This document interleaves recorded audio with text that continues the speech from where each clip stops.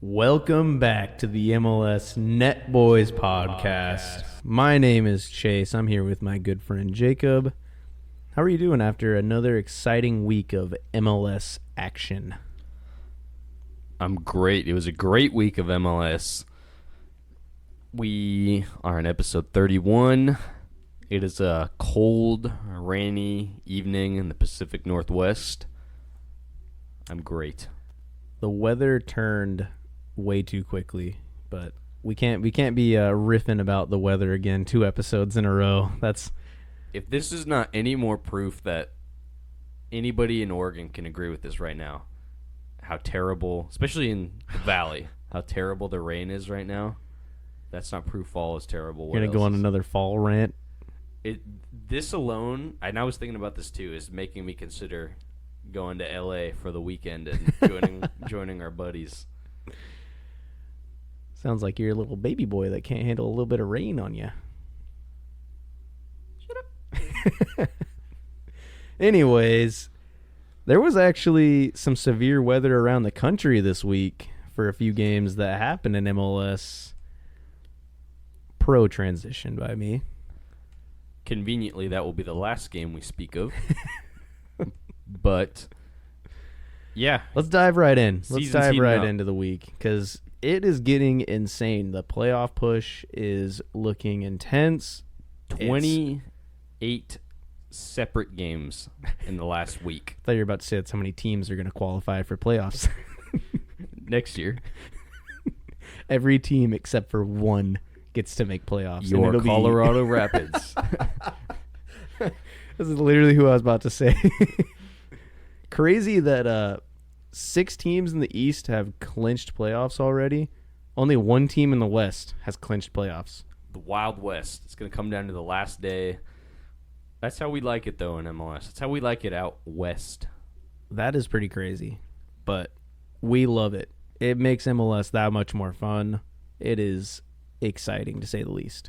But let's dive right in. First game of the week, we have Atlanta United putting the beat down on Club de Foot Montreal 4-1 in Atlanta. Is Atlanta back? It certainly feels like it.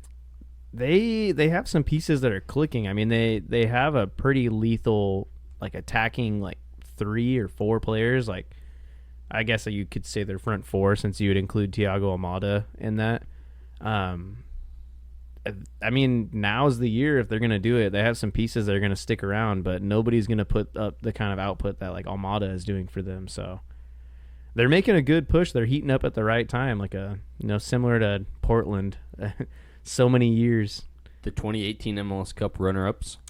It's kind of funny because with how MLS is structured, like, teams that heat up right around, like, October, like, if your team plays like Dairon Asprilla and you're just like, you just heat up right at the perfect time of the year, you're guaranteed to have like a pretty successful cup run. So Atlanta's looking like a pretty dangerous team going into this final, 3-game stretch for them, last few games of the season.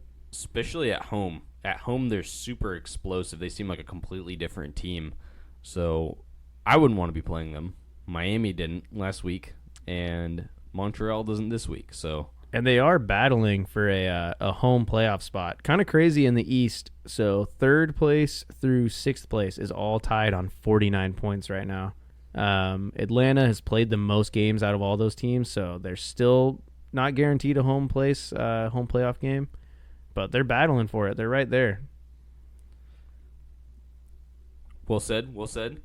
But they will get 1 guaranteed because remember their games of 3, that new weird. That's true. But you still have to play 2 away games then. Going to the fortress of PPL Park. Sorry, what is the Union Stadium called? Is it not called that? I think it's PayPal Park. Okay, I think something like that. That sounds about right. Next up, FC Cincinnati wins at home 3-0 versus Charlotte. Lucho Acosta got a pretty nice solo goal, but I want to talk about somebody else. because Acosta got there was like people saying this could be like goal of the year. It was a crazy goal. It was a Messi-esque run from like halfway. However, Alvaro Barreal, nominated for the Puskas Award, playing in MLS for a strike against the Pittsburgh Riverhounds in the U.S. Open Cup. This is me and Chase's dream. This is historic, not only for us, but like American soccer. That is amazing. The only other goal I remember in MLS being a Puskas nominee was the Eric Hostley volley for Vancouver against Seattle, but this was crazy. And I heard also the Argentinian national team had scouts at the last 2 Cincinnati games, so he's on their radar, is what it feels like. You know what's crazy too is that I feel like there's a Puskas goal nominee like every week in USL, but it just is never like considered because it's second division in the US. But there's an insane amount of like crazy goals that happen down there. Kind of funny that the one Puskas like nominee comes against the USL team, but that goal he scored was elite. Like it's a corner kick straight out to him, top of the box, and he hits a full volley, just like bullet to the back of the net. It's like a FIFA goal, literally. Yeah, exactly. Except that's like rarely ever happens in FIFA. Happens to us. Yeah, true. Maybe not for us. True. Exactly. So Cincinnati's comfortably in first place in the Shield standings, 62 points. In the East, next closest team is 11 points off. In the West, St. Louis is 9 off the Shield. Looks pretty close to be wrapped up. I was going to say, do you think they have the Shield wrapped up? I would say so, yeah. Yeah, it seems pretty comfortable for them at this point. I mean, it's just a matter now of like how many points they're going to rack up and what kind of form they're going to be going into the playoffs. Next up, this was a wild game. DC United hosted New York Red Bulls. The Red Bulls won on the road 5-3. DC was up 3 separate times in the first half. They scored 3 goals, conceded a goal after every goal. Benteke got a hat trick, and then they just fumbled the bag completely in the second half and lost. Oh, man. This just sucks for DC. DC just doing DC things, man. What can you say? That's so sad. But also, what the heck? Like, how does New York Red Bulls pull this out after going from like a 0-0 against like NYCFC to just all of a sudden putting down like 5 goals? That's like a quarter of their season's worth of goals right there. They have not been very good at putting the ball in the back of the net this year. Speaking of putting the ball in the back of the net, Benteke, on a losing effort, scores a hat trick. Kind of heating up lately. He's got 13 goals for the season. Pretty solid. What do you think about that? I mean, yeah, pretty solid for a 10th place team, I guess. It's like one of those weird moves that you see happen like often in MLS. Like I think it's going to be, we talked about this a couple weeks ago with Montreal, like the bunch of those players that were in the league that you just forgot played here. I think that's going to be the thing with Benteke is like give us 5 years and be like, oh yeah, dude, Benteke played for DC, and it's going to happen because like they're not going to accomplish anything with him. They're not going to win any trophies. He's going to put up some good numbers maybe, but it's just so forgettable. It seems like such a waste for a club to like put up big money to get a big name like that and not really commit to like try and win trophies. I think they have committed. It's just they committed to building a washed-up championship squad with Wayne Rooney at the take that, at the Euro wheel. snobs. All you Euro snobs out there who think retired like England national team could do the biz in MLS. Billy Sharp. So anyway, Hey, we'll get on to old Billy Sharp later. Philadelphia Union hosts LAFC, and the classic matchup that feels a little overdone at this point. MLS Cup, CCL, regular season, these guys meet like twice a year, it feels like at this point, even though they're in opposite conferences. This was just 0-0. Who cares? I was going to say, I don't want to talk about this too much because this is like the most hyped up, most talked about game usually. And I love that it was 0-0 because it forced like the mainstream MLS media to not talk about them. Moving on, though. I was going to say, though, LAFC fans probably enjoyed the attention, though. They're not the league darlings anymore like they used to be. Hence why Will Smith is out doing publicity in Portland. He's got to get some eyes back on his club. You mean Will Ferrell? Yeah, same first name. Not much of a difference there. Will, funny guy. Yeah, comedian actor.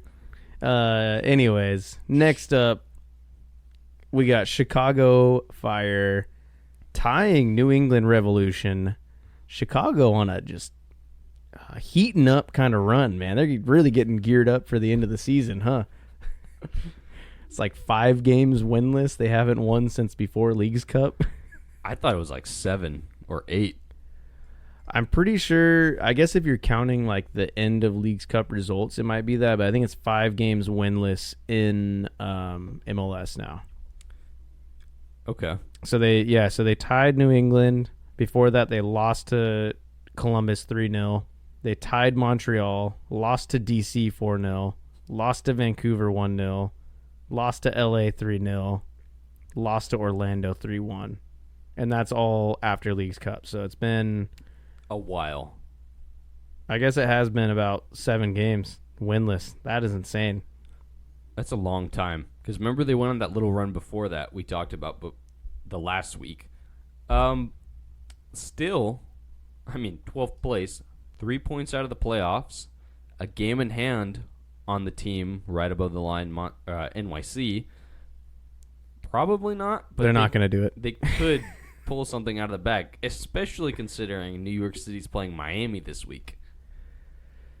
Yeah, that's true, but Chicago just in terrible form right now. It doesn't seem like they have any like players that are going to pull them out of it. They can't really keep hoping on a Shaqiri who doesn't really seem interested most of the time he plays. A 43-year-old Kai Kamara. Brian Gutierrez is a good piece. Kai Kamara is so old, dude. Remember when we first started this podcast and every time we'd talk about him because he kept scoring, we'd just exaggerate his age, just older and older. 62-year-old Kai Kamara. Point of peace, not really much to say. New England kind of stuck in that purgatory of not quite getting past like 3rd place. It helped them. They ended up clinching playoffs, not through tying a game, but through other results. But keeping them up there and then not really helping Chicago at all with their playoff push. But moving on, we got FC Dallas tying Columbus Crew 1-1 in Dallas. Both goals scored by Dallas players in this game. O'Brien and Nkosi Tafari. Man's really trying to keep goal. his name in the headlines. Didn't he score an own goal not too long ago as well? And he scored like a late winner as well. So truly is. Next time they play, Messi's going to say, the only reason you're talking to me is because I'm playing Nkosi Tafari. That'd be hilarious. This is a big point for Dallas especially. They needed... 3 points would have been huge, but they're right above the line with that. Keeps them ahead of Kansas City. Kind of losing some momentum a bit, Dallas. They were in a much better spot a couple weeks ago, some other teams with better form. But, yeah, they've got 5 games to go, whereas ahead of them, they have 3 games in hand, 2 games in hand, 1. Yeah, their destiny is in their hands. I mean, they're in a prime position right now, and they have more games in hand than everybody except for Vancouver, really. So everybody ahead of them in the table has played more games, and they're right there in the mix with points. I mean, they're only a few points behind most of the people ahead of them. I forgot. They won midweek at RSL, which was huge for them with Ferreira brace. So if that result didn't go their way, then they would have been in trouble. But kind of just keeping steady along there. Yeah, I mean, between them and second place, LAFC is 6 points. They're only 6 points off, and they have a game in hand. So it just shows how tight Western Conference is. From 2nd to 9th, it's 6-point difference. Moving on, a team fighting for dear life gets the win. Sporting Kansas City 2-1 over Houston. This was a weird game because just looking at the stat box sheet, you see Johnny Russell had a busy night. 7th minute PK, 39th minute red card, and then Willie Agata scores, and Houston gets a consolation goal. This was huge. Houston was in great form. They just smacked a good Vancouver team. Kansas City needed that, or else they would have been done and dusted. Still a lot of work to do for them, but puts them up to a nice, cool 10th place. Who do they have next week? Have you looked? I'm curious because having Johnny Russell out is a huge blow for them. They got St. Louis next week in St. Louis. That's a tough one. And they only have 3 games left in the season for them. They got St. Louis, then RSL, and then SKC. Or no, they play Minnesota. Dude, I've said that twice now. In the rundown, I said that as well. You just get your Midwest teams. Baby blue teams all mixed up. I mean, honestly, 3 tough matches. 3 tough games going to St. Louis, especially, and there's been a lot of bad blood between those two. They're not all must-wins, but, man, they need to get a decent amount of points from that to be sniffing a good chance at this. Yeah. It's always going to be tough when you don't get a win in your first, 10, 11 games of the season. It's been impressive what they've been able to do at the end of the season here, though. I'll give them that. The fact that they're even in the mix is huge for them, but to me, it looks pretty unlikely that they're going to make that jump above the teams ahead of them. But it's like Peter Vermees has done enough to keep his job for another 10 years. This was the exact same script as last season. Late season rally.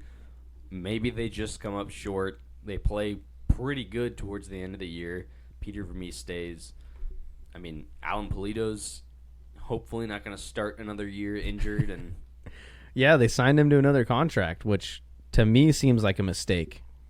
To me, I think I would rather reinvest that money and look for somebody else.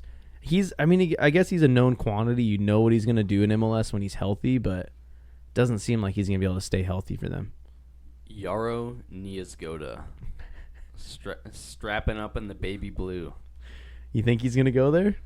I think he goes back to Poland or I was going to say, I think Europe. he goes back home. I don't think he sticks in MLS.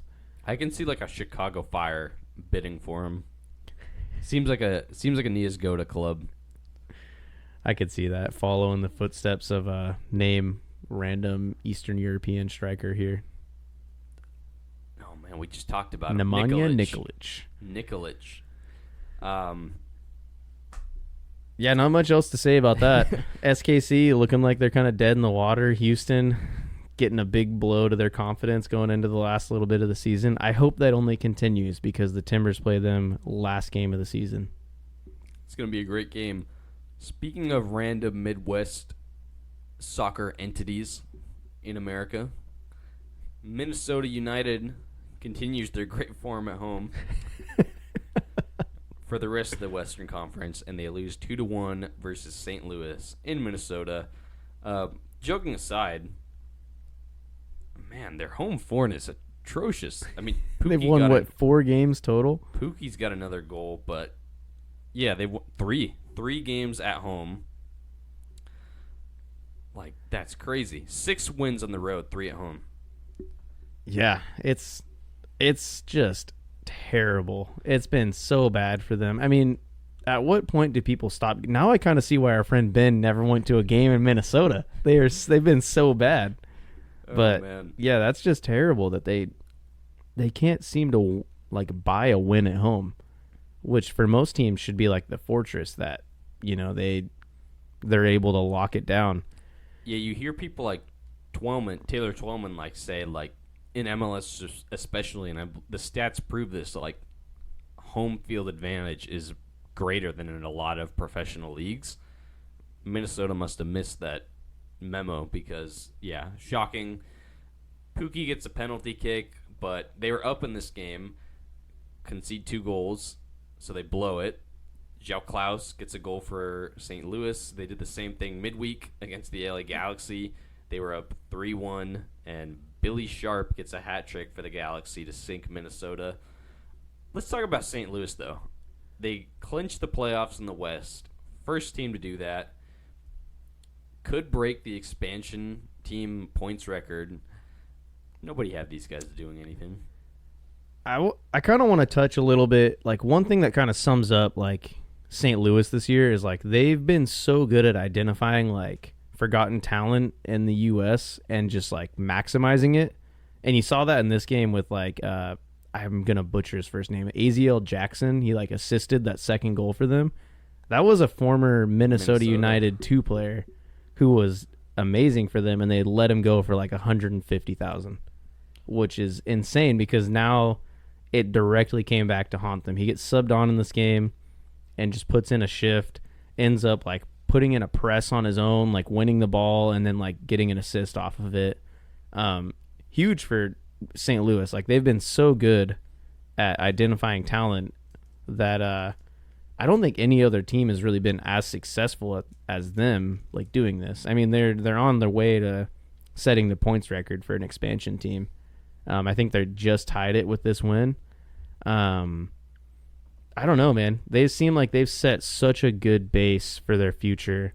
If they can keep, I forget his name, but their sporting director. I forget either. He was the guy with Bundesliga experience at Hoffenheim. I think. Yeah. He came over from Europe, and there's been a lot of like clubs around the world that have been like trying to contact him and get him to come back like over there and work for them, and he seems really happy in St. Louis. So I mean, as long as they can hold on to him, seems like they're in like a pretty good place. Kind of similar to like Ned Grabavoy. No, I think the guy that left Seattle and went to Atlanta. Garth Lagerwey. Yep. Yeah. That guy, I mean, you could see it with Atlanta now. Like all the pieces they're buying are fitting in, and they're starting to be really successful now that he's had about a year to like, get used to their system and start building it. So kind of starting to show like how important the guys behind the scenes can be for these MLS clubs, where I think a lot of people usually wouldn't focus on that. Yeah, top to bottom, just great work from St. Louis. You see a lot of expansion teams do like the off the field stuff good, but not the players, or vice versa. They got the whole package, stadium right from the get-go in the season. They didn't have to wait 8 months to open it. Off the top of your head, rapid fire, how far does this team go in the playoffs? Do you think they realistically have a shot at the Cup, or is it more... Well, it's weird because this year they don't get a bye out of the first round, so they play whoever wins the wild card, 8th versus 9th place to play in, who, if playoffs started today, would be either San Jose or FC Dallas. Realistically, it's looking like with games in hand and everything, like Portland may drop into that. Minnesota may bump up. Probably Dallas will be around there somewhere. But St. Louis is going to host one of those teams. If it's Portland, that's one of few teams they've lost. One of like 3 teams they've lost to at home this year. So maybe Portland has their number. I don't know, man. They're really good at home. So if they stay in that first spot and they are guaranteed 2 games at home in those weird 3-game systems, I could see them making it at least like semifinals. I don't know if they necessarily have the experience to like go all the way through the final, but I think they have like the energy and the atmosphere around them to at least push them to like a Western Conference semi. I can see that. Yeah, I don't see them actually lifting the MLS Cup, but I can see them making a solid run. Either way, what a story. Next up, Real Salt Lake hosting Vancouver Whitecaps, a 2-1 win for RSL. Much needed, must say. This is a home victory after they just lost to Dallas midweek. That puts Real Salt Lake at 43 points. However, more off-the-field drama. Who is it this time? We didn't talk about this beforehand, so it's a shot in the dark for Chase unless you saw on Twitter. For RSL and Vancouver? Yep. I'm going to just go ahead and say Justin Glad. No, I have no clue. I don't know what's going on. Jog my memory because I may have seen this. So, a little designated player called Jefferson Savarino wasn't in the game day squad. Somebody like tweeted at the RSL team account on Twitter because they posted the lineup and the bench. Savarino wasn't in the squad. He's one of their best players. Was a winger. Can be disappointing at times. Anyway, a fan just replies, "Where's Savarino?" Like a lot of fans do. And then the team account posted personal reasons. He's not at this game. Jefferson Savarino quoted that tweet that the team posted saying he was gone for personal reasons, saying, "That's not true." I love MLS, dude.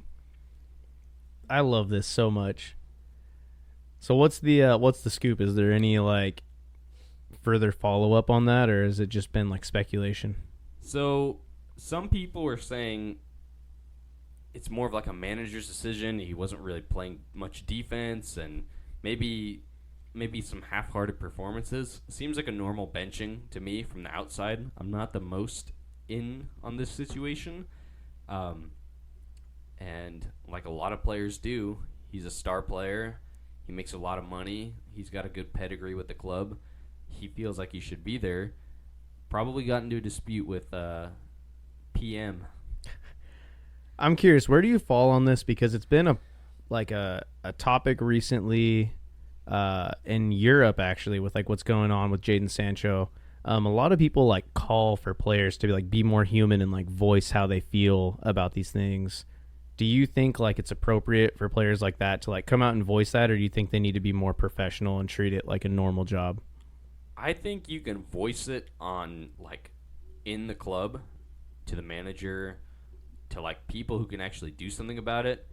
Airing dirty laundry just online when people don't know the full context and stuff like that seems like a big no. Alias Ivicic. But personally, I actually love it. And my reason for it is like I don't respect exactly like players who do that to like get what they want, but I love that it like forces clubs to like have to come out and like expand on it and like give a full story. Like I think as like a consumer of like the product that is like MLS as like entertainment, I think it makes it way more entertaining, and it allows you to get like a better insight. Like we'll talk about with like Ivicic, what's going on with him, and like the Bruce Arena stuff. Like it makes it really interesting because you get to consume like what stuff looks like behind the scenes rather than just consuming the product of like just the soccer that's played on the field. So I like it for that aspect. It doesn't necessarily mean I like the tactics behind what like players do in the media. For me, it's tricky because you can see both ways, because the Berhalter Reina situation in Qatar was a perfect example, because he wasn't playing Reina much and the fans were calling for his head. They have been either way, regardless, but they were calling for his head. Well, later it comes out he was not really trying and training, didn't really care, wasn't showing effort, was pouting and stuff. After that all comes out, like it just only got worse from there. Maybe it's just like an old-fashioned take. I just think it should be like within the borders of the locker room, right? Within reason, depending on the situation. I don't really think it gets it as a consumer. It is nice to know more about situations, but I'm gonna spitball you here. You're a coach. Say you've got a pesky player on your squad. Wasn't really performing in training. Had a terrible attitude. Was giving you heck. Didn't like some decisions you make. Say he was airing his dirty laundry to athletic director. What's your move? Well, I mean, if that were the case, I would say that's kind of like what you're saying, though. It's like still within the club, like because athletic director is like technically my boss. So okay, online, social media. If you like went on social media and I saw that there was comments, like, my coach sucks. I don't know. I mean, it's different because I coach teenagers, so I kind of expect them to have their own opinions and talk about it how they want. But I mean, if I wouldn't like it. Wouldn't be my favorite thing, but I think they have their right, you know. I think when it comes to like adults who are being paid, I understand like as a coach or like not like a sporting director, like you're paying them. They're your employees. You're allowed to bench them when you want. You're allowed to, like, you don't have to play them. They're still getting paid either way, unless they have a clause in their contract that they're guaranteed a certain amount of play time. But I don't know. Like I said, just as a consumer and like a fan of soccer, it kind of gives you a peek into what their lives are actually like, rather than having this kind of like wool over our eyes, I guess, of like, oh, like they're just, everybody's happy in this club. Everybody loves the Portland Timbers. They're amazing. Or like everybody loves like the Colorado Rapids, or, stuff like that, or New England Revolution. Or I think it just kind of, You pick the 3 clubs with a lot of just terrible stuff going on up above at levels. I just think I appreciate it because it like humanizes the players a little bit more, because I think everybody can speculate when a player's not like being played like Jefferson Savarino. People could probably speculate like, oh, he's probably like unhappy with this. But you see it a lot. Like people on Twitter are like asking like, why isn't Savarino playing? Like they want to know why he's not there. So if the club like comes up with like a BS excuse and they're like, oh, he has personal issues, I think he's within his right to say like, no, that's not true. Like to come out and like call them out if they're directly lying to their fan base about why he didn't play. Yeah, we can go back and forth on this, but I agree. But because I think I would respect it more if the club were to come out and say like, similar to like Ten Hag did with Jadon Sancho, and say like he hasn't been performing in training, or I can agree with that, but in that way it seems like once a statement like that is made, because the player usually always disagrees, then a relationship is usually almost beyond repair, and things get messy between player and club, and usually one side ends. But you're okay with the benching if a player's just yeah, I don't have any issue with that at all. They're an employee, technically. They're getting paid regardless. But because I see a lot of people online who are like, he's our best player, he should just be playing. Also, yeah, the club doesn't have to respond to somebody when they ask a question like that. Like, they may have to respond in the media, but they can leave that up to the coach. And that's kind of at the coach's discretion to say something. And if the player wants to respond, I think he's within his own right to respond, I mean, if you're going to try and restrict players from voicing their opinion like that, then I think you would have to negotiate that in their contract or something along those lines. But I don't know. This is a very deep side trail we just went on. It's a good win. This all started with RSL in Vancouver. So how about Brian White getting his 14th goal for the season, though? I mean, that's cool. Anyways, I stay by my claim of that Brian White isn't the number 9 for a cup winning squad. Starting number 9. He's been great this year. Yeah. I don't think in the big games though he'll perform.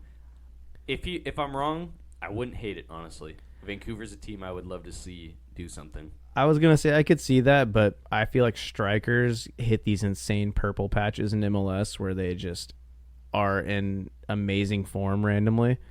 And I could see him doing that and helping them win a league title. Or you don't even need your striker to be scoring a bunch of goals to win titles, like a la Drogba at Chelsea. Like if you look at his goal scoring record, he did not score very many goals for what people give him credit for, being like this amazing striker. He just kind of was on a championship squad. Vancouver's not a championship squad, though, I'll say that. Anyways, let's move on to the next Canadian game. championship squad. Yeah, the one trophy that it's like least important in the whole Western Hemisphere. Finally, a big club. So the Colorado Rapids went to the Portland Timbers, which is the big club.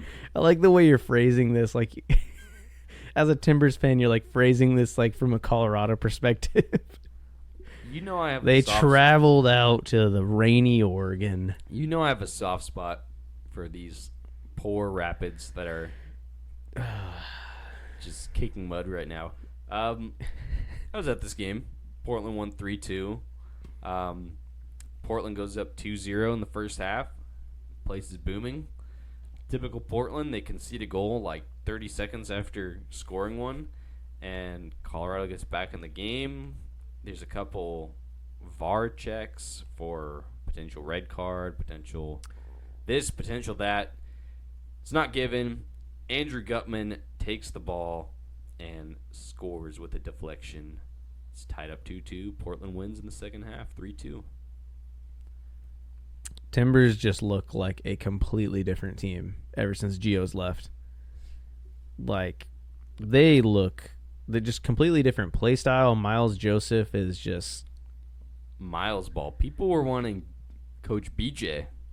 Dude, he's the same similar effect, I feel like. Like, when Coach BJ took over the U.S. men's national team, it seemed like there was this, like, freedom and just, like, fun around the squad. Kind of feels like that with Miles Joseph at the helm. Like, Timbers are just having fun. They look like a fun team now. One thing I'll say about Colorado before we actually talk about Timbers in extensive time, Andrew Gutman was a good pickup for them in this midseason. He's a guy who should stick around if he's feeling for a challenge. Congrats, Colorado. You guys got a solid MLS left back. I mean, other than Claudio Bravo, when's the last time Portland had one? You really want to challenge me to that? Villafana in like 2015? Villafana was solid. Not in his second stint. Michael Harrison. Oh, throwing it way. Zarek Valentine? Oh, that guy was not good, dude. Dude, he was solid. No, he wasn't. There's a reason why he's played at so many different MLS teams. There's a reason he gets passed around and doesn't start any on any of those teams. Hey, he started for Minnesota this week. He's a good guy. He may have been subbed out in the 60th minute, but he started.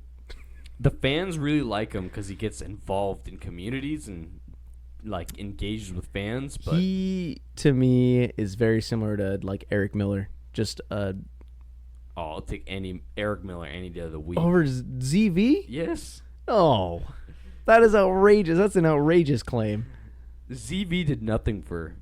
Dude, he would give the most insane pregame speeches in Spanish and English.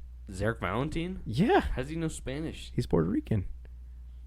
He plays for the Puerto Rican national team. That's a pull right there. Respect for that, for one, but I don't know. Eric Miller looks composed every time he's in a game. Doesn't look out of place. Yeah, he also looks like he plays Angry Birds in the locker room instead of talking to his teammates, dude. Oh, and Valentine doesn't? Valentine would give the pregame speeches. He was the glue that held it together. What are you talking about? No, you tell me with Liam Ridgewell in the locker room, Valentine just... You think Liam Ridgewell could speak to any Spanish-speaking player? You think Valentine... Are you kidding me?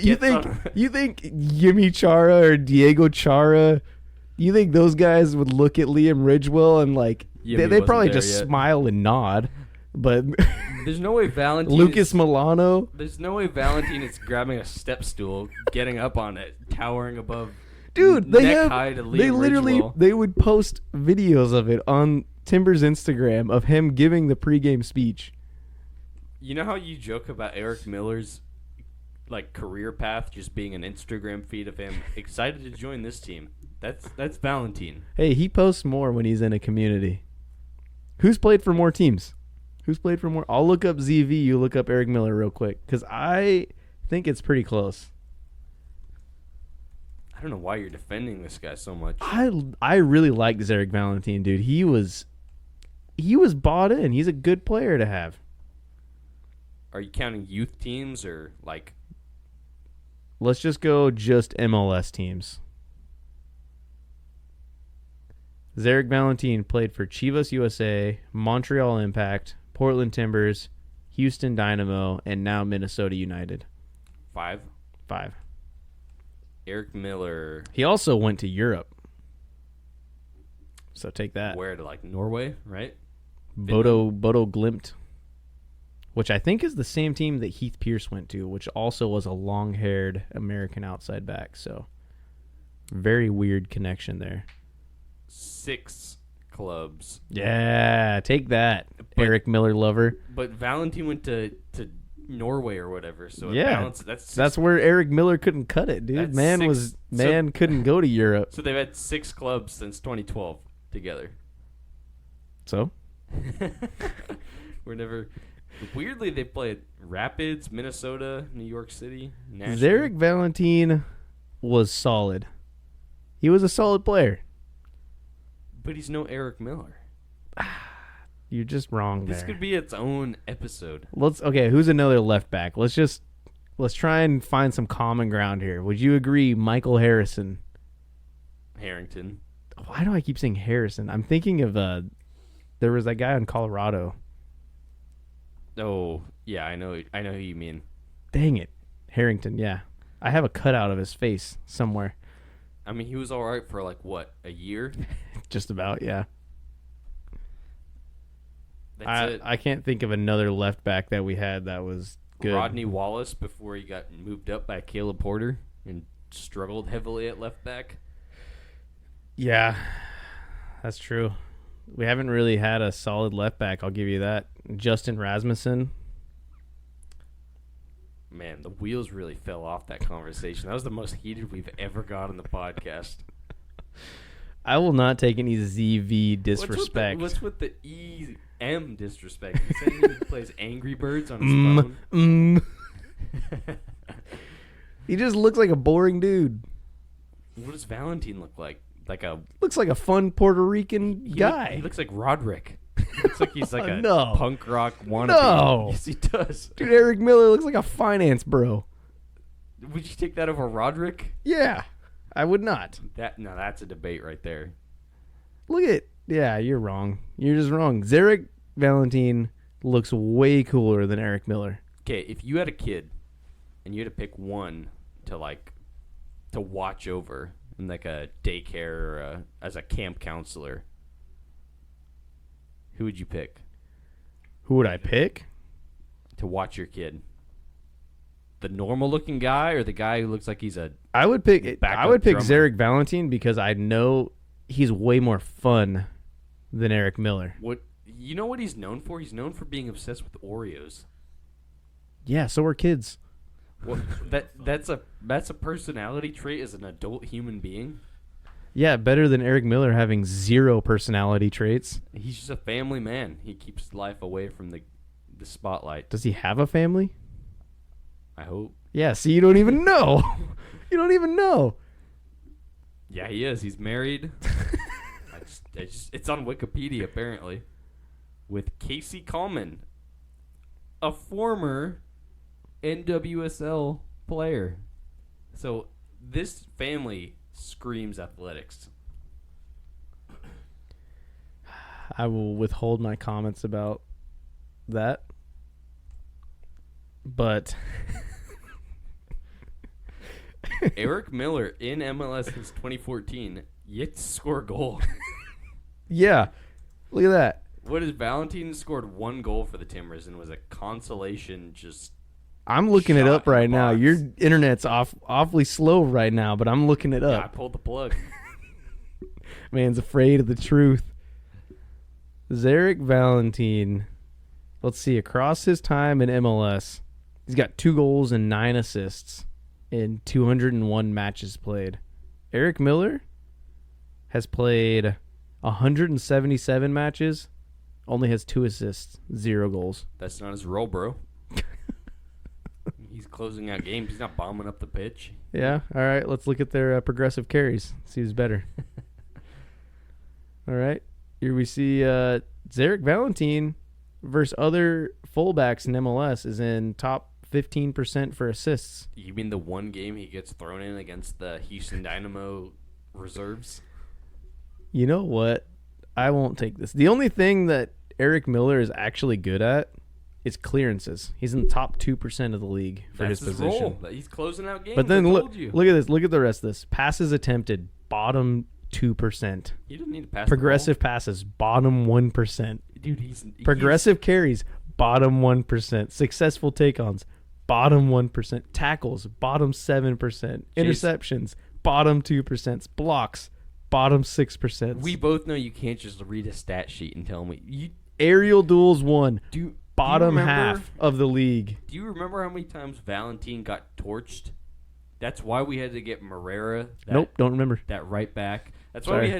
why we had to bring back the half dead corpse of Jorge Villafana to play on his last limbs just to get destroyed. What about our only ever youth player to actually play for our team, That was a left back.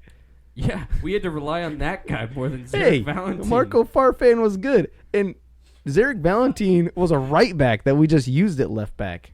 But that's the thing, is he was still good there. That's what I'm saying. They brought in multiple pieces just to fill in so Valentine wouldn't cover there. That's not true. He was supposed to be that guy who you could plug across the back line. Oh, And he was. terrible. And he was. Yeah, he was that guy for us. They had to bring back in a Paraguayan international from River Plate. They had to bring in the only homegrown player. That guy just played right back. He didn't even play left back. Yeah, so he took Valentine's position because Valentine sucked. No, because Valentine was too busy locking it down at left back. That's why they brought in Villafana when he was half dead. Nope. Yeah. Nope. I mean, Nope. every year he was there, and they Nope. bought in another player. He was so bad. That's wrong. Oh, man. I'm sorry, but that's wrong, sir. I know what the thumbnail for this episode's gonna be. It's gonna be Eric Miller. No.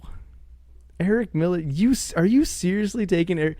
We need to get these guys together and have them do a 1v1 In like soccer or a arm fight? wrestling.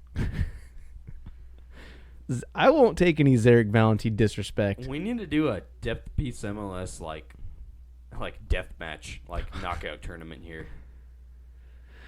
Oh man, we haven't even made it through all the games.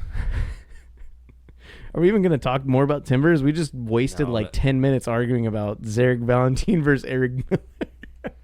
Yeah, we're done. The worst part is I like Eric Miller for the Timbers. I just would take Zarek Valentine over him. I would take Eric Miller as like a backup center back. I think you see, in all seriousness, the poise he has at fullback when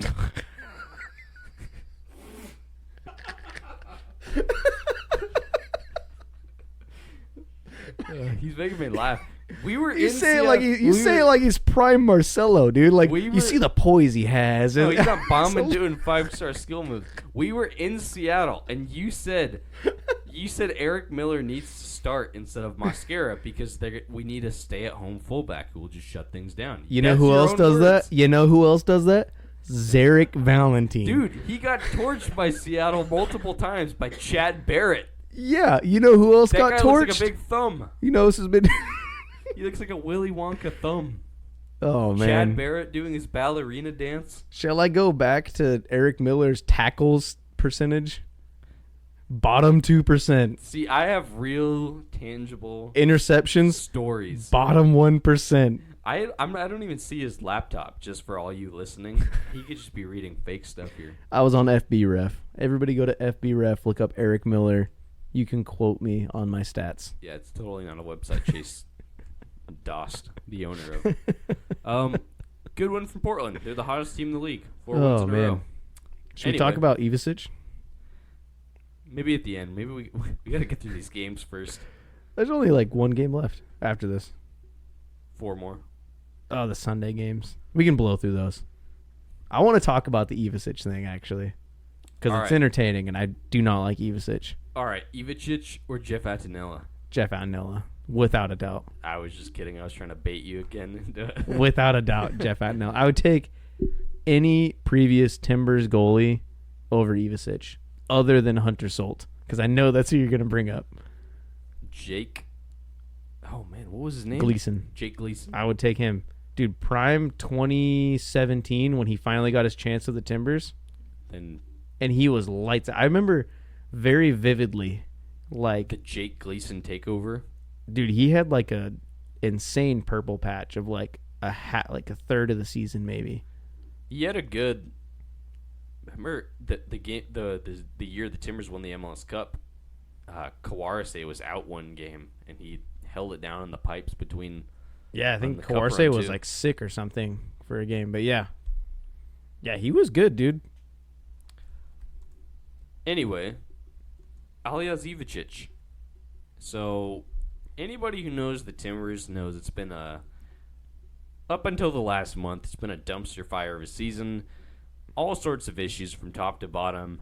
However, Alija Ivicic has been with the club since 2021, and every time, like, it just goes about quiet with him and you forget he's on the team, something happens.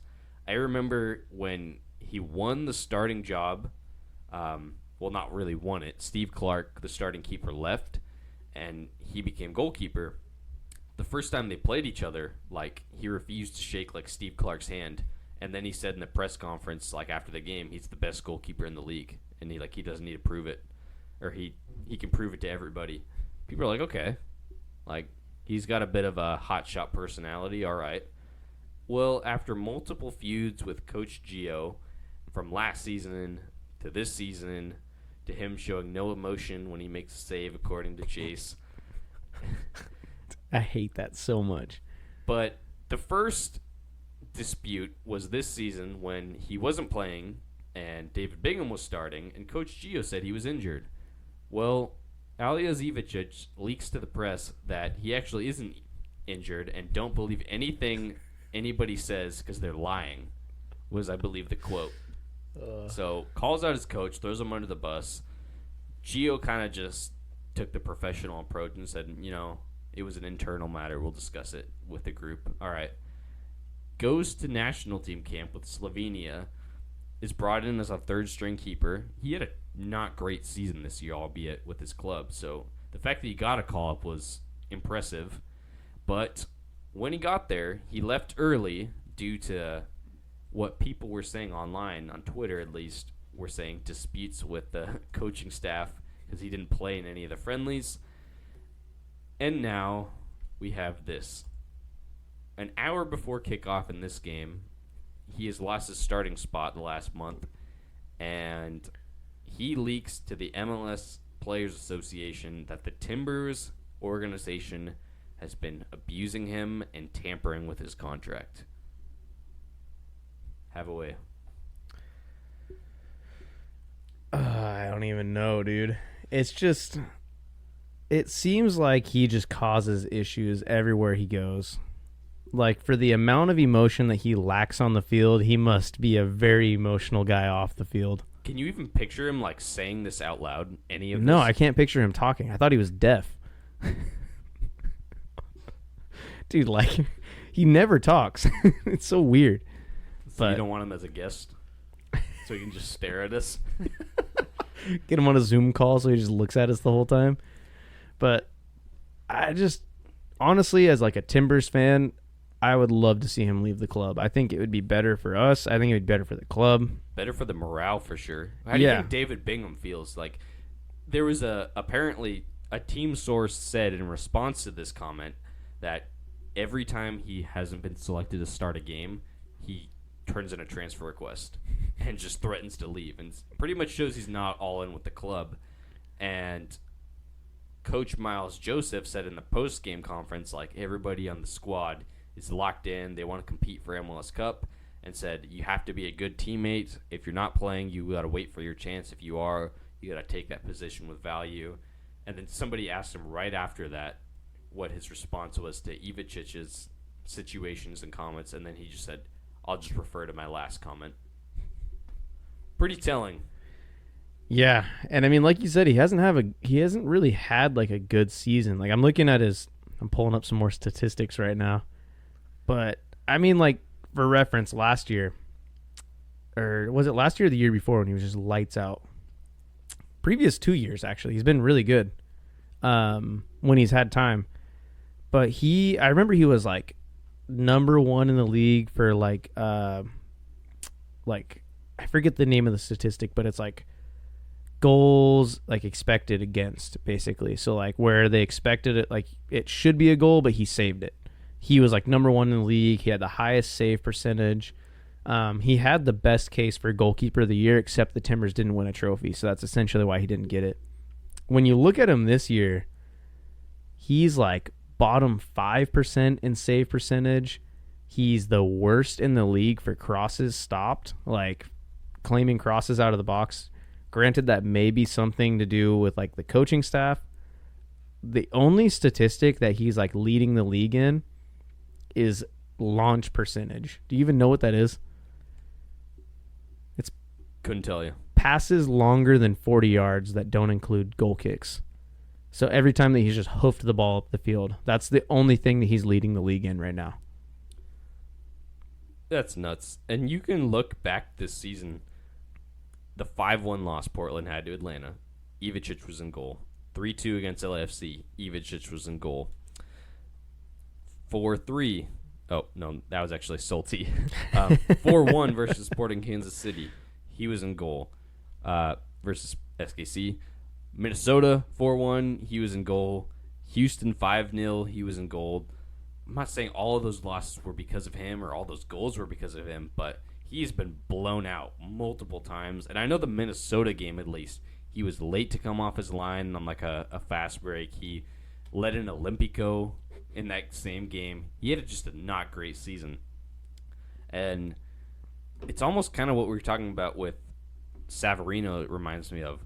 The gall of him to feel like he's entitled of a starting position.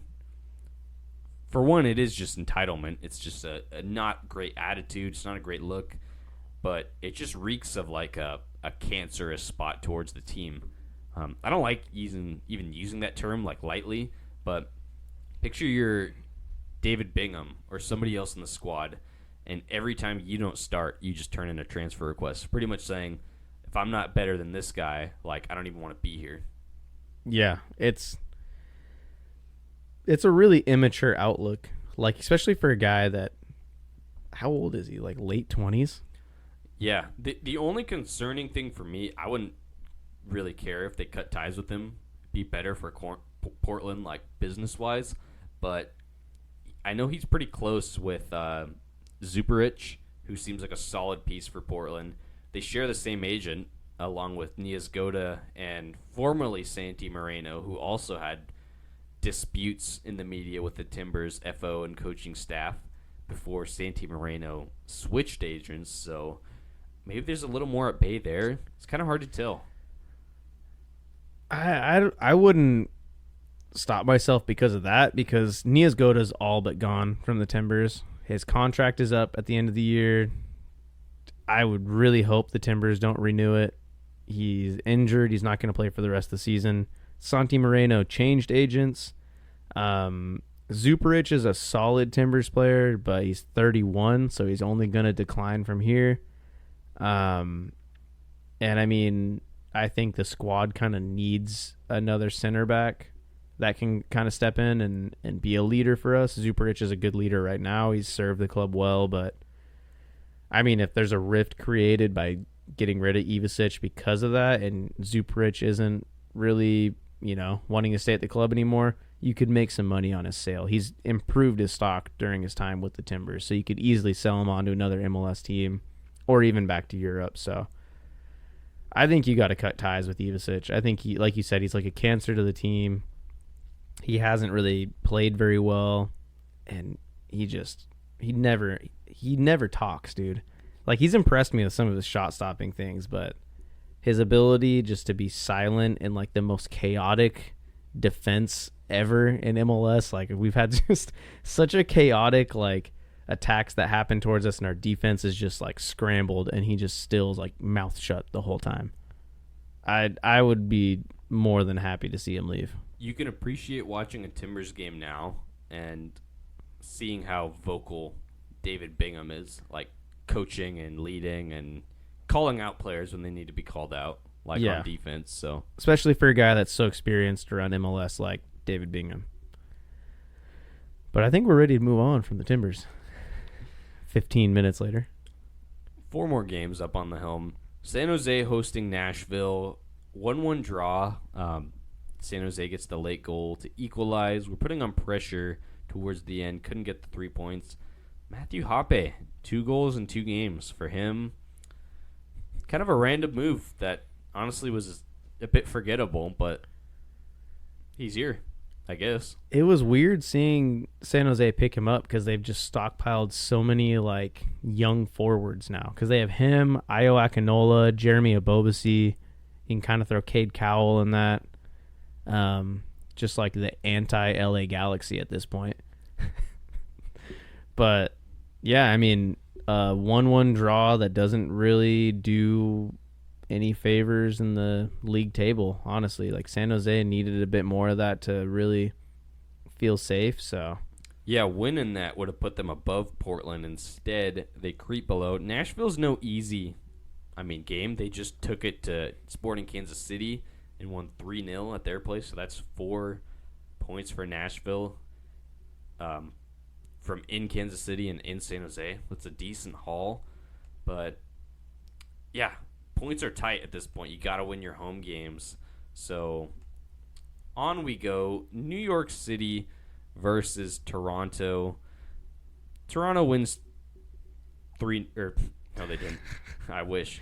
New York City. Haven't said that much this season. Yeah, New York City wins 3-0 versus Toronto. You want to get into that? There's something I want to talk about afterwards of the off-the-field issues in this game. I mean, nobody's surprised. This fully eliminated Toronto from the playoffs, and it was just like set from the start. Like Andres Perea scoring in the 2nd minute. Another goal right on the edge of halftime to make it 2-0. Toronto just seemed defeated. Like going into the second half, there was no hope for them. Their season's up. I wouldn't blame them if they just started sending these Italians on vacation early and just started playing youth players for the rest of the year, dude. Like their season's up. They might as well just feed the teams ahead of them. Like, what else do they have to play for at this point? Pretty well said. City rallying a bit. They've been in good form. I believe 11 points in their last 5, creeping in the playoff conversation. But I want to focus on the off-the-field stuff. They're in 9th place, so sitting well, although they play Miami next. New York City FC was playing a home game, ironically, in Red Bull Arena, the home of their biggest rivals, in New Jersey, which was the big shtick point that NYC fans had over the Red Bulls. But that's already been discussed many times, that they stadium hop. I don't know. The Yankees and the Mets must have both been playing because of the 2 baseball stadiums they play in. They're playing at Red Bull Arena, and the game was postponed because a pipe broke in, the water line. And so they had to, shut down the stadium. If that just doesn't sum up, the state of New York soccer to me. I mean, New York City's been on good form, but I don't know. There's just so many off-the-field issues when I look at the game in New York City. It should really be like a El Tráfico-esque sized rivalry, booming stadiums, excitement, but they're not quite this sucks, but they're not quite a Colorado level of embarrassment, but it's getting there for me. Yeah, I mean, we've talked about it before. Toronto needs a major, I don't even know the word for it. They just need to be torn down and rebuilt. I think we haven't really focused on Toronto because we know the money's there and they know they're willing to spend it. So it's kind of only a matter of time for them that they'll hit on something. I think that's why we focus more so on a Colorado because it seems like there isn't any initiative there. I think Colorado's going to be fine. Give them a couple years. They'll figure it out. They'll get rid of these Italians. They'll redo their FO. They'll get some new people in there. They have money they're willing to spend, so I think they'll be okay in the long run. To me, it kind of feels like they're hanging on to that era, the Bradley, Altidore, Giovinco era, just a little too long.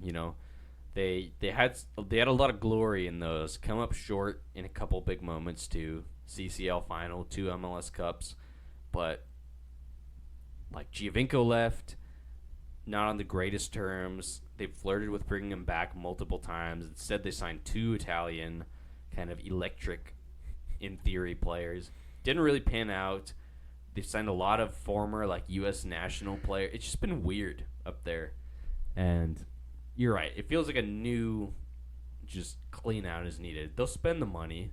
You know they can afford quality. It's just imagine a St. Louis tactically built roster, or Cincinnati or Philly with the spending capabilities and the pull that Toronto could get. It could be unstoppable. Yeah, I mean, if they built a St. Louis and then they really splashed the cash to bring in another Giovinco or a couple huge star players that are hitting their prime, I could see them being an unstoppable force in MLS. You mean CJ Sapong didn't move that needle for you? Not in the slightest. But I mean, especially with them being a Canadian team, they only have to contend with 2 other teams to make it in Champions League every year. So if they were smart and like wanted to invest wisely and then just splash the cash on a few players, they could be a dominant force that's like in like a continental championship every year. But I don't know. I digress. There's not much else to say about it. One of the worst teams in the league. Officially knocked out of playoff contention with this loss. So the offseason pretty much begins now. On to next year. Big, they call this the Sunshine Derby. Orlando City hosting Miami. Messi, Alba, and Busquets all gone. I was going to say the Barca boys weren't here for this one. And managed a 1-1 draw at Orlando. So keeps them still in that playoff conversation, sitting well, as long as they win their games in hands. For me, this is disappointing for Orlando. We just saw Atlanta thrash this team, and they had even less players missing at that point. And Orlando gets a chance at home to do the same thing. They're sitting in second place. They're doing better than Atlanta.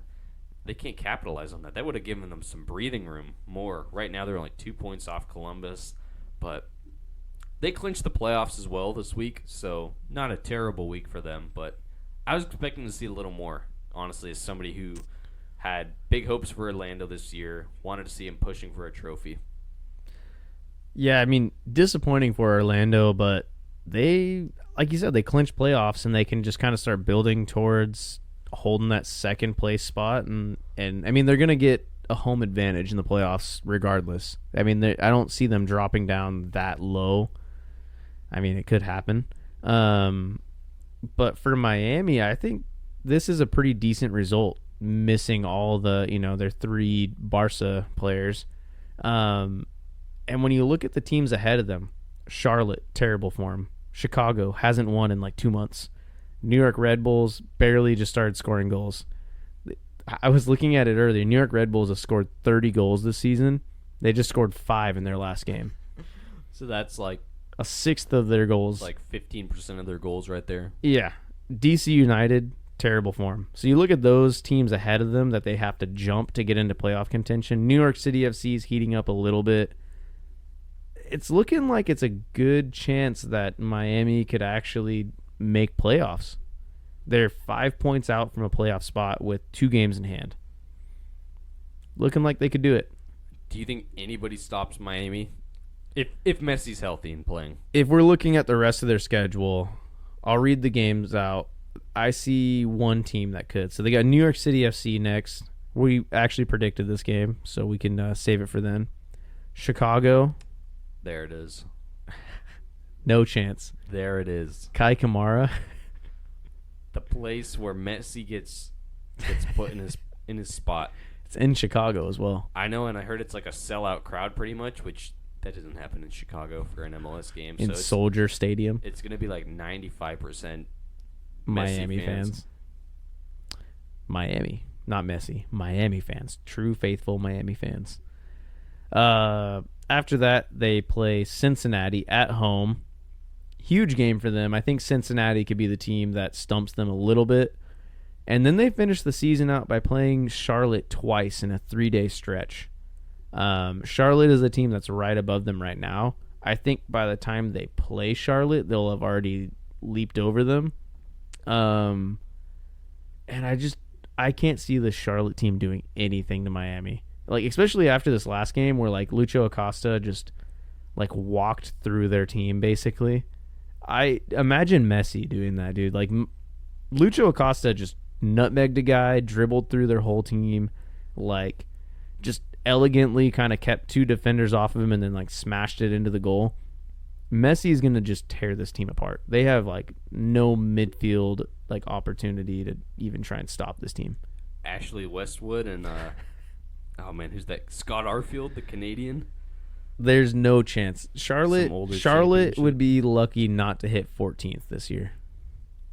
I agree, and kind of weird that we used this game to be the Charlotte slander game. But we never talk about Charlotte, really. We don't.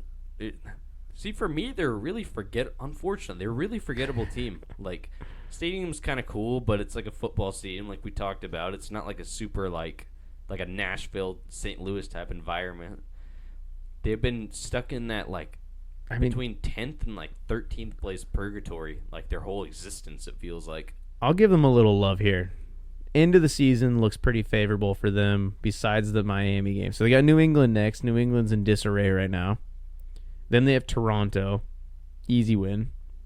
It's at home in Charlotte. Then they play at Chicago. That'll be a big game for both those teams because they are pretty close to each other in standings. I mean, Chicago's right above Charlotte by 1 point and they've played one more game. Charlotte needs to pick up points from those 3 games if they hope to make playoffs, because then they play Miami twice, home and away. So those are must wins. Cause those 3 games, if they pick up some wins, they could still be in playoff contention. And even so, that puts them at 9 points, and they'd be at 42. Say they lose both the Miami games, then they're right on the cusp. That's only, kind of not sad. Looking good for Charlotte. So we both agree Miami's gonna, just right off the top of our head, because all the MLS puppets are gonna talk about this every week. Miami's gonna get to the playoffs. Do they win the whole thing? I feel like they do. At this point, I feel like it could happen. I don't know. It's tough because it still seems so new, and with Messi kind of having an injury recently, I don't know. Tata Martino seems like he's got this team playing really well, and I can see them making a deep push for playoffs. Who's the best team to stop them? I think Nashville. Yeah, maybe Nashville if they meet up with a Nashville. So the crazy thing is, when you look at the standings and you look at where Miami would probably end up, they would play Cincinnati in the first round, which poor Cincinnati. They finally have a good season. They make the playoffs. They win the Supporter Shield, and then they come up against Miami in the first round of the playoffs.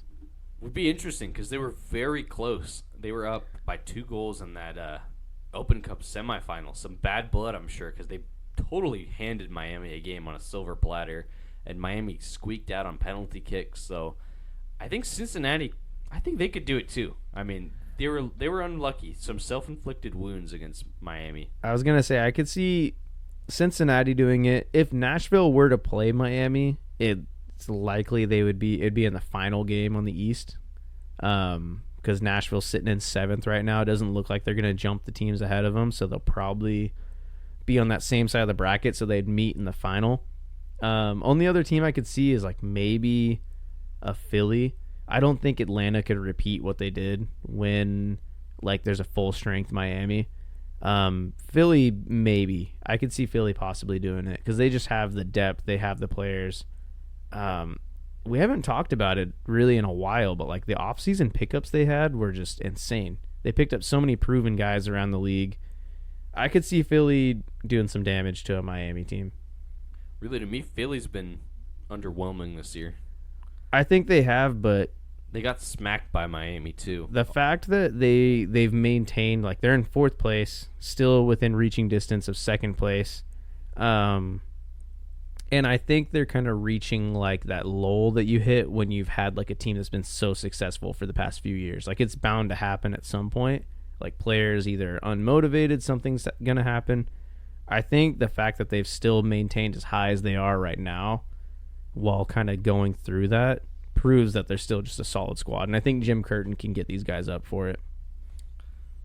Okay. I disagree, but okay. I agree, though. I think Nashville would be a huge challenge for them. Even I almost would say New England if they still had Bruce Arena, honestly. Yeah, it would be a tricky one at Gillette Stadium. But Nashville, 2 games played against Miami. They've conceded 1 goal, and it was a Messi wonder strike. So that's why I think...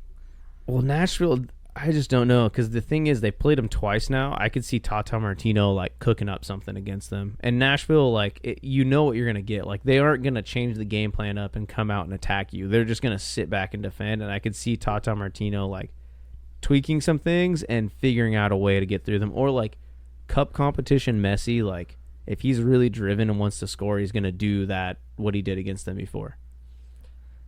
Yeah, I know what you mean, because this is a tricky one because they're going to play 3 games, not just once, in a lucky game that Nashville could do something, but I don't know. To me, they've looked the most convincing against Miami. Dallas looked good against them too for stretches, but it's weird because Miami's been dominant, but then there's been games where they just like the other teams just fumbled really hard. Cincy, Dallas, Nashville. I was gonna say, if you had to pick a team from the West to meet them in MLS Cup, who would you pick? That would be the one. Do you want me to take my Timbers hat and glasses off? Or? Yeah, because if it was Timbers during Gio Savarese, I think we would agree Timbers have a good shot at it. Like Cup Timbers under Gio Savarese have a really good shot at that, without a doubt. And I think most people could agree on that if they're not Sounders fans. But if you're looking at the table, who on the West could do some damage? Honestly, LAFC for me. I would love to say Timbers, especially with the form, and it would be in Portland, probably. But I don't trust our defense against Messi. Like, our attack has been really good. Yeah.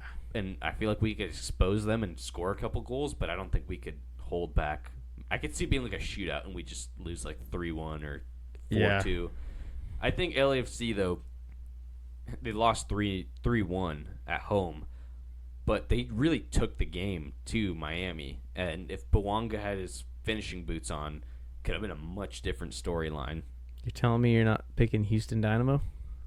We'll see this Wednesday. You don't want to see Corey Baird do the crab dance on Messi? That would be nuts if they played an MLS Cup final, too.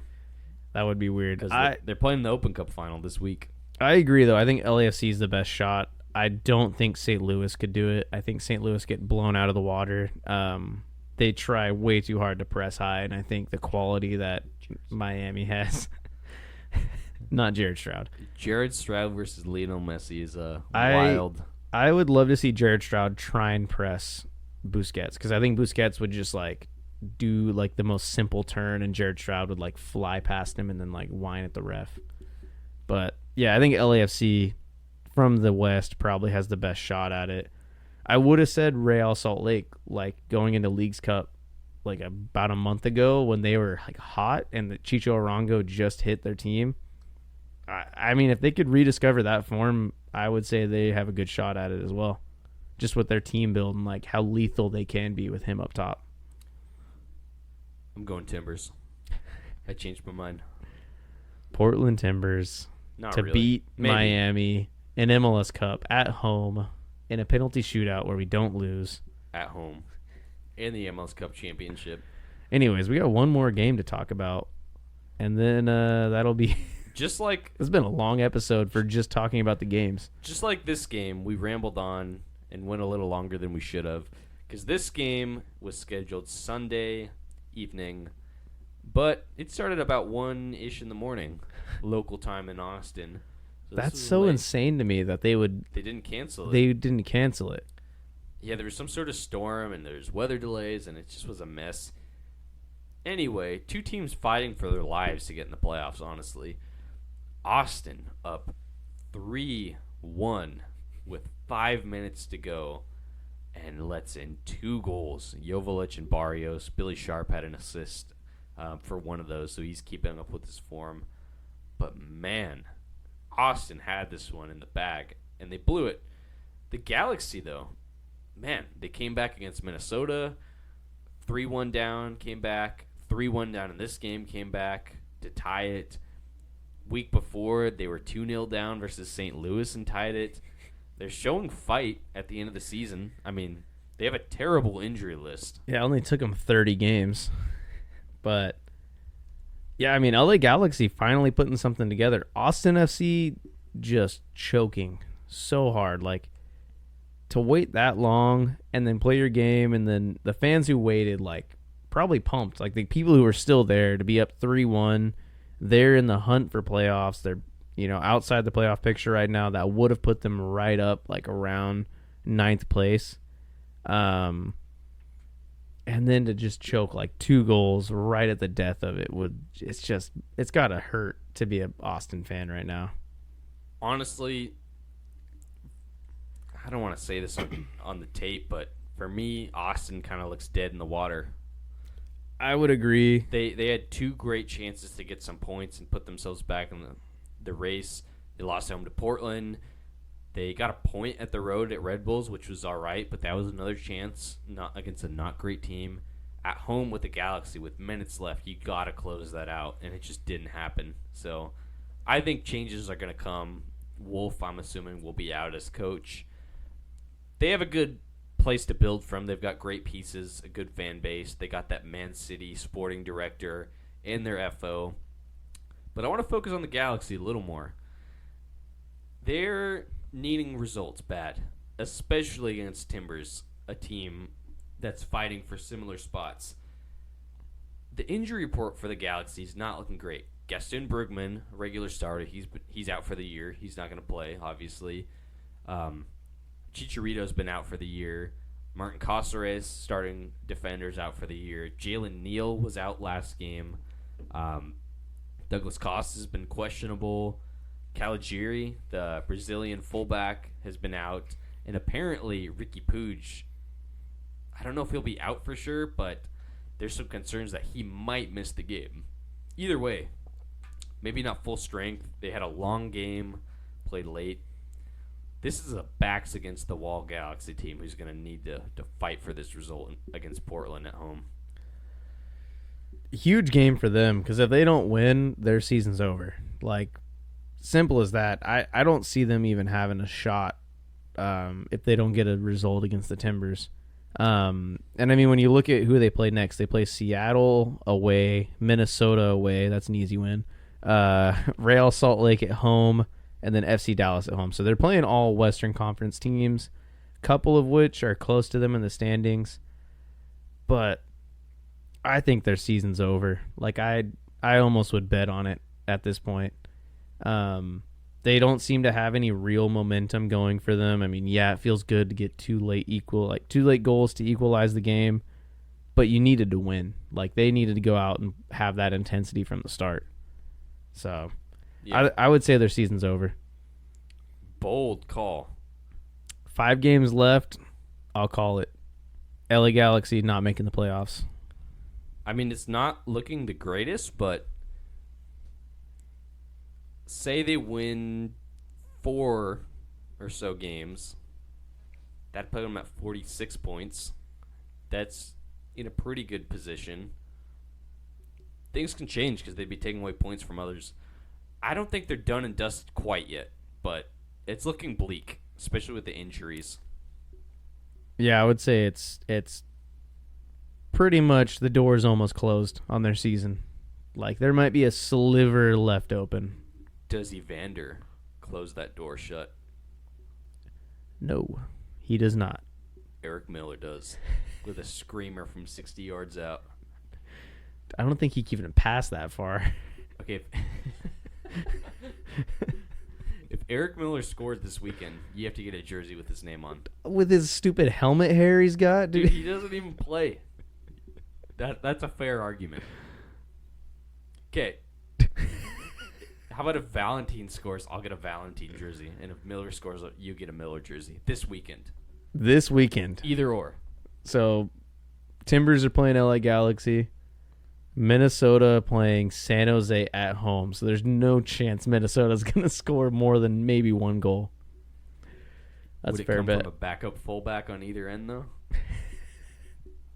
An unlikely hero. We just shook on it. That's not much of a... Of course, you guys will never know because we don't have a camera. But I was going to say, that's not too terrible of a bet because I wouldn't mind another Timbers jersey. Also, I'd be kind of jealous if you got a Zarek Valentine Minnesota kit. I would gladly take that. That's such a hipster jersey choice. If you could just pair 2, like, MLS names and teams. Minnesota Valentine is just a little too much for me. I love ZV, dude. He's awesome. Before we get too carried away. Yeah, before we start arguing again about Zarek Valentine. Moving on to our last segment, we're going to be talking about the potential moving of one of the biggest clubs in MLS, San Jose Earthquakes. There's been some grumblings online on the X platform, and pretty much Quakes owner John Fisher was talking in a statement, and he was talking about how the San Jose Stadium lacks behind other stadiums in the league. And he referenced a couple of the newer ones, St. Louis, Cincy, I believe, LAFC, and talked about how San Jose falls behind in this avenue, I guess. Problem is, just recently, another local team, the Oakland A's baseball MLB team, just announced they're moving to Las Vegas. Another local team, Oakland Raiders, moved to Las Vegas recently. And there's tie-ins with that ownership group. People are wondering. MLS has definitely flirted with Las Vegas being MLS city. People are wondering if the Quakes could be that team that would move. That would be so sad to see that happen, but with how MLS moves, I could see that being the case. I could see them shifting San Jose. I mean, there's going to be another Californian team. That would make 4. They want to expand to Las Vegas. You already know it's going to happen. I could see them just being like, oh, let's shift our current MLS team to go kill the market that's already there. And then we could also expand by putting 5 more teams in other states somewhere else. Yeah, I would hate this move. You would think they'd learned from the whole Columbus moving, just terrible situation. I hope there's some real pushback from Quakes fans against the owner, because this stadium opened in 2015. We have a lot more older stadiums in the league, and John Fisher was completely behind the building and the specifications of this stadium. This is approved by him. This is his club.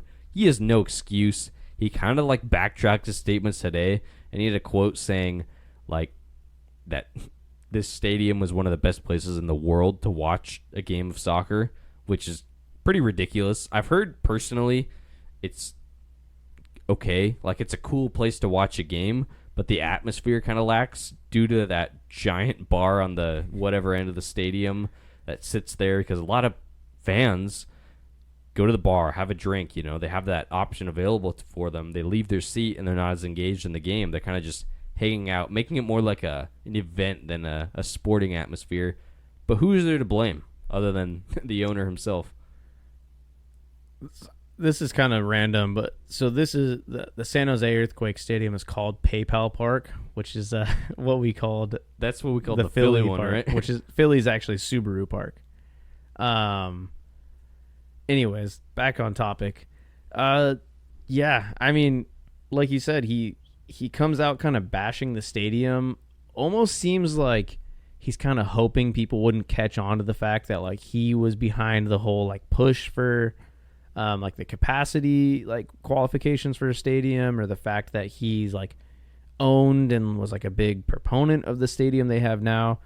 Kind of seemed like he was like trying to soft pedal the idea that they were going to move the club, like try and plant the seed, see how the fans respond to it. And they obviously didn't respond well. I mean, PayPal Park is a historic club in the league. I mean, they've hosted so many like San Jose Earthquake games, NWSL, the Bay FC plays there. They've hosted rugby matches. Also, not to mention, they hosted the 2015 AUDL Championship, which is the American Ultimate Frisbee League. Chase is pulling some stuff out of the bag right now. Hey, that championship was won by the local San Jose Spiders. Anyways, I mean, it's a stadium that's hosted a lot of important matches there. I mean, they hosted MLS All-Star games. They've hosted national team games there. It would just be sad to see that like vacated and then just have like an empty stadium there that isn't filled out like once a week, And the thing is, too, so his full quote was that it lacks the capacity for premium seating, so box suites, rich people seats, for one. That's what he said in the statement. And then just overall revenue that allows him to spend money on players to compete for championships. He's pretty much saying this team doesn't make enough from tickets to get good players, which, once again, You built the stadium. Why didn't you expand it? Why did you add this giant bar instead of making more seating for your own fans, right? It's just one of those things it's really strange to me. And let's not forget, too, San Jose, that's an original MLS team. There's some history there. This is a market where there's not like 6 other sports teams competing for competition. They have a hockey team there, that's it, in like a major league. But don't forget about the San Jose Spiders, dude. Their ultimate frisbee team. That's pretty legendary. That's a great sport. But the Quakes were already moved once. They were in the league originally, and when Houston Dynamo was awarded a team, San Jose became the Houston Dynamo, and then San Jose was later added on in addition. So they reclaimed all their history and stuff from the Dynamo, but MLS has already tried this once with San Jose, and I don't know why they keep doing this. They just need some changes. Upgrade that stadium, sure, it's not that old. San Jose could be spending money and getting some bigger name players. You know what I just saw? Neymar is apparently unhappy at Al Hilal in Saudi Arabia, which I understand why. Does John Fisher open up the wallet? Not a chance. Picture how dystopian would Neymar be in an Earthquakes jersey? I feel like if Neymar put a Earthquakes jersey on, he's gonna like slowly transform into like R9 before he retired, when he was all like chunky and stuff, like just too many tacos. Yeah, too many. What was the? Oh, was it them or was it Dallas that had like the giant like the monster taco? That was Dallas. Yeah, that's some MLS scran. But I mean, it's just sad because it seems like the San Jose Stadium was built for the people. Like, screw the box seats, let's put a giant bar in. And now it seems like the owner's starting to go back on his word. But I will say, there's the weird, he doesn't understand the correlation of like, you have to spend money to make money. Like, if you want people to be interested in your team, you got to spend money on your team. And it feels like they were doing that with Lucci, and they've added Bobasi and Carlos Guerrero and Jonathan Mensah, some good pieces. But man, I agree. Like, the bar is cool, but if it's really that big of a deal, why didn't you put it in a separate part of the stadium and not make that your south end and put like 2 high school bleachers out in front so you can hold 50 fans?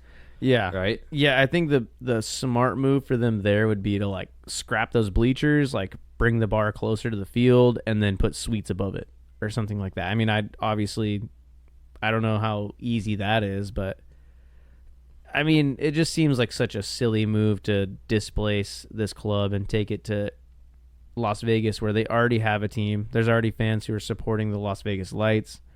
It seems like an inauthentic fan base there. And then, displace all these fans in San Jose. I mean, some of them might still support their team, but a lot of them are going to have to like scramble to other parts of California to watch soccer. Picture being like a sports fan from this area, American sports fan traditionally. The Raiders get moved. They just get gutted and moved to Las Vegas. The baseball team's doing the same. The Warriors are in decline. San Jose sucks. They don't really suck. That's not fair. I was just conjecture. They've been all right, but once again, even in a good year for them, the best year they've had in a long time, there's now this brewing at the end of the season. Yeah, it's sad. It's sad, and I can only imagine what the fans feel. Imagine being a fan of this club, or like a player. Like, imagine being a player at this club and knowing that the owner might be moving, or it's just weird having this like whole limbo state around your club. Would really suck. But anyways, I think we should start wrapping this up. No Sounders stadium fun? I guess we should. I just didn't want to. I always forget that we need to talk about them as well. We don't really have to talk about the Sounders. We can leave that to the tech bros there. We could talk about it real briefly. It looks like the Sounders are kind of hinting at a new stadium, it sounds like, huh? So there's a report. Sounder at Heart released an article, and this is pretty much, hinting, flirting with the idea of the Sounders building a soccer-specific stadium at the Long Acres like training complex, where this is like a suburb area outside of Seattle. It's not in the city, where they're building a nice, big, state-of-the-art like training complex and facilities and multiple fields, and it would be like a hub for just all levels of the club. And they're looking, not really said super much, but they're looking at the idea of maybe building a stadium for the first team there. It's actually in Renton. No way. It's called Long Acres property, but it's in the city of Renton, which for me and Chase and any of the boys listening from our friend group, that's a big meaning. You already know who's in Renton. Renton would become the official away city of our trip. It'd be Renton away. I'm even more in favor of this now, actually.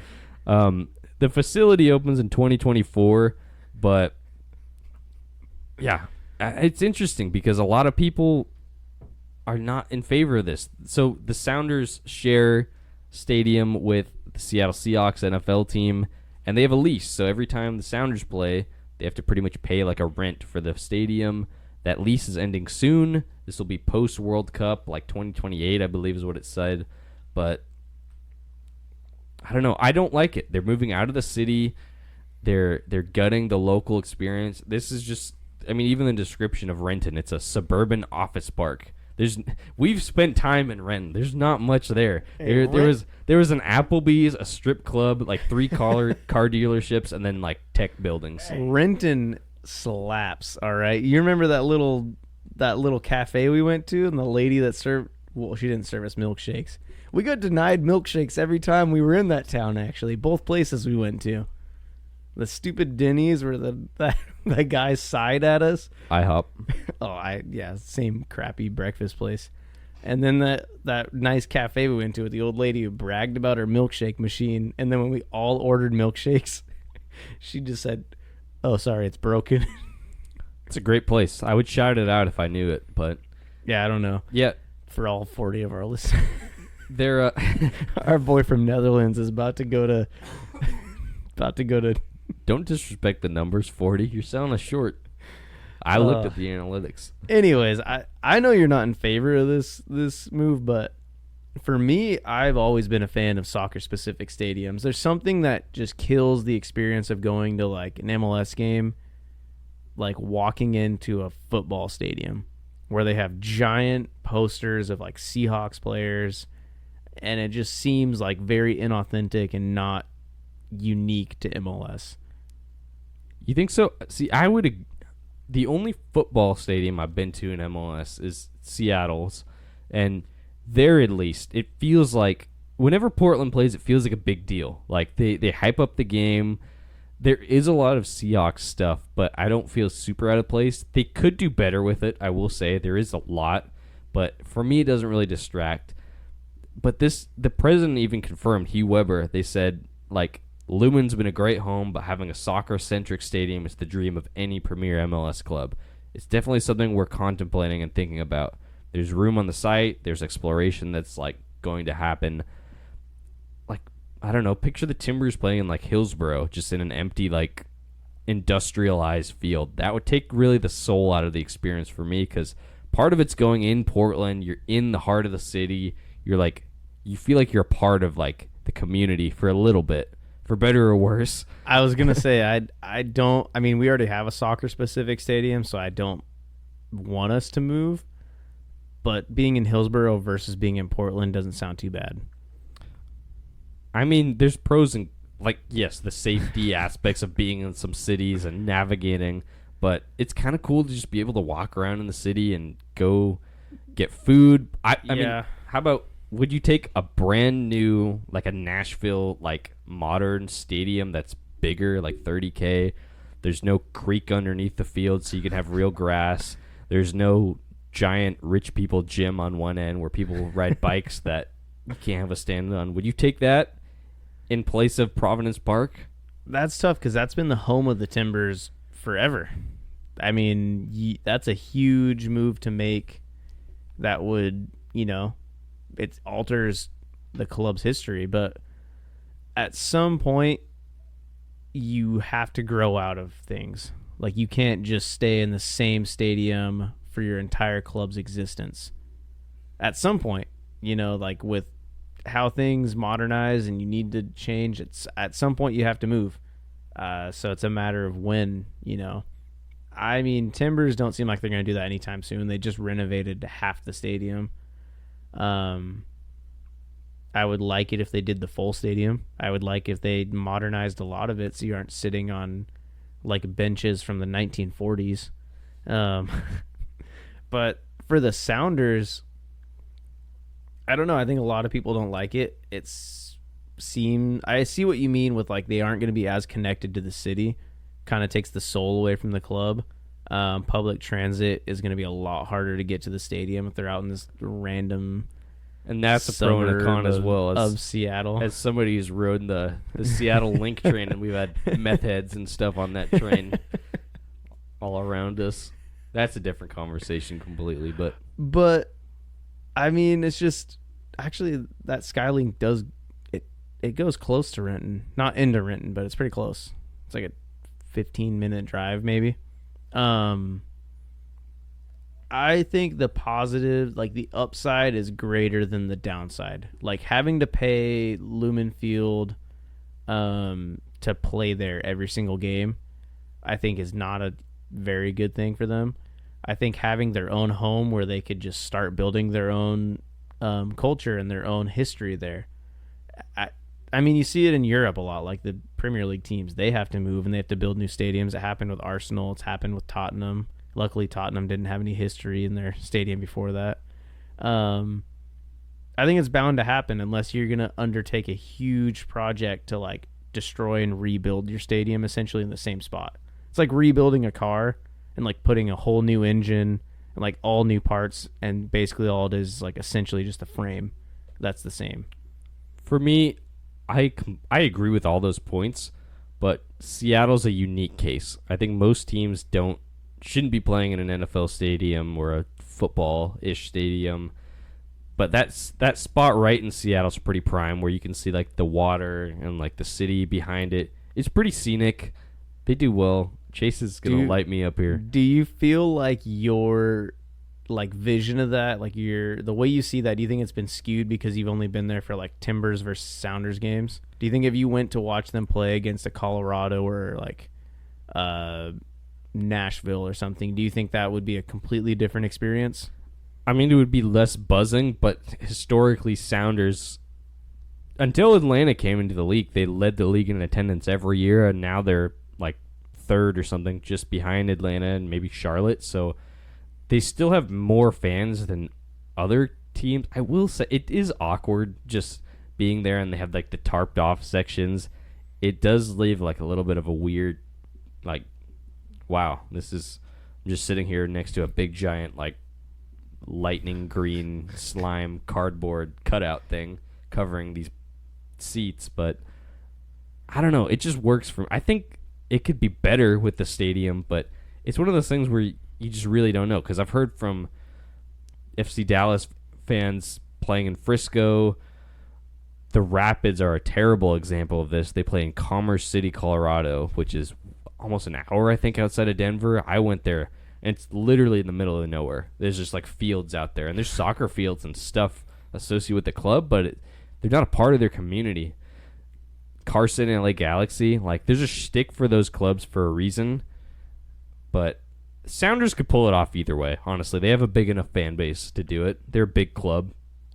That was my next point, is that Sounders are a big enough club, and I think it'd be same for Timbers. Like, clubs that are supported that well, if they move like 30 minutes out of the way for people, they're still going to make their way to the games.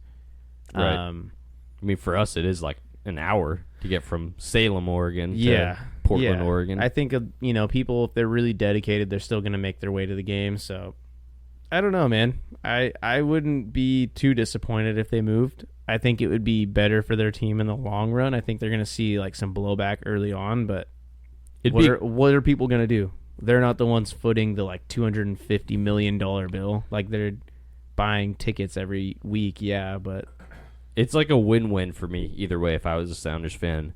On one hand, I stay in the same building. It's in the city. It's a big venue. It's got cool backdrop and location. On the other hand, if you get a brand new stadium, that's pretty sweet as well. it'd be very nice because the ownership group and stuff. So Yeah, and with the way like all the knowledge that like MLS owners have now, like I saw it firsthand with St. Louis. I mean, they're right in the town there, but they're just so smart at how they build the infrastructure around a stadium now. Like they would be so smart with how they would build their parking. One thing that I will say about Lake Lumen Field is it has the ability to hold that much capacity. Like it never feels too crowded when you're walking around in there. And I think if they're building a new stadium, they'd probably do the same. That's my one grievance with the Timber Stadium is it's jam-packed everywhere you walk. And you can't park anywhere nearby. It's such an old stadium. They haven't, they didn't plan for having that many people there all the time. So that would be the positive to getting a new Timber Stadium is like you'd have more space. It would be a more comfortable experience to go.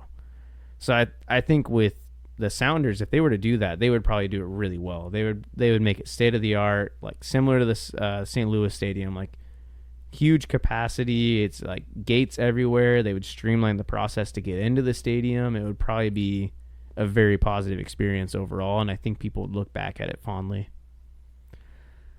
But we've rambled on a long time today. That's going to be the halfway point for the episode. Tune in next week for part 2. Predictions. Then we'll leave everybody on their way. Let's just blow through these. A lot of games. We're going to go through 4. Miami hosting New York City. I'm going 3-0 Miami. I'm going 3-1 Miami. I think NYC will just snag a random goal in there somewhere, and then Miami still blow them out of the water. Yeah, you're probably right. New York Red Bulls versus Chicago Fire. 1-1 draw. Chase kind of guilt tripped me with my picks. He said I was playing it safe, phoning it in a bit end of the season. I'm at 58 points. He's at 45. I demand a recount. Of these points. I wouldn't be surprised if we messed some of these up and when we were tallying these, honestly. We'll have to recount it one of these. It doesn't help when one of these weeks. It feels like every week we pick a game, one of those games gets like rescheduled or like pushed or postponed or something. Or we record before the games happen like or something. I'm going 2-1 Red Bulls. We already talked about it. Chicago's on terrible form. They have like zero hope for the rest of their season, it seems like. Minnesota hosting San Jose. It's at home, so that doesn't really bode well for Minnesota this season. I'm going to 1-1 draw. I think these teams split the points. I'm going 2-1 solely because it's Minnesota hosting. I don't think they're going to be able to do much here. And San Jose starting to put some goals in the back of the net with Matthew Hoppe. Does he score again? Nah, 3's too many. I think their left back, Miguel Trauco, is going to hit a banger from like 40 yards out. What is with the South American left fullbacks this season with electric goals? Man. Last up. Just wait till Derek Valentine starts getting on the scorecard. We'll see. Eric Miller before him. Speaking of Eric Miller, LA Galaxy's hosting the Timbers. And he's not going to see the field. Well, he might actually. He's been playing well. He's been a closeout performer for real. I'm going 2-1 Portland. Maybe going to try and go to this. I'm not really sure. It's a bit of a commute. I'm going 3-2 Portland. Seems like the vibes are with Portland. LA, they might have a little bit of energy going with them after a late draw, but I just think that their season's all but over, and I think the Portland Timbers have so much momentum with them right now. I would have picked LA if it wasn't for all those injuries, and especially if Ricky Puig is out. I mean, who's going to give Billy Sharp the ball? Like, is he just going to... He's going to drop back and pick it up from the defense, and he's going to go at us. That's what he's going to do. That's been a fun storyline for them. This random 37-year-old Englishman.